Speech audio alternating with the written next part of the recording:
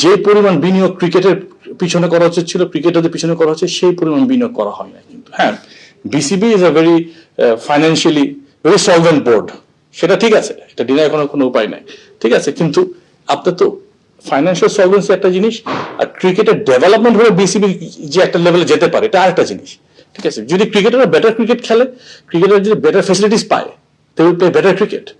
So এটা কিন্তু বিসিবির আয় আরো বাড়াবে।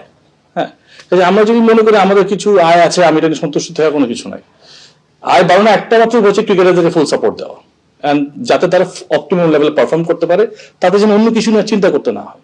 হ্যাঁ, তো ফার্স্ট ক্লাস ক্রিকেটারের বেতনের কথা বলা হচ্ছে। একটা ফার্স্ট ক্লাস বেতন যদি ক্রিকেট বেতন 25,000 টাকা হয়, তাতে তার জীবিকা নির্বাহ, তার লাইফের সে তার জীবিকা কিভাবে নির্বাহ করবে, এটা তো একটা বিশাল বড় টেনশন।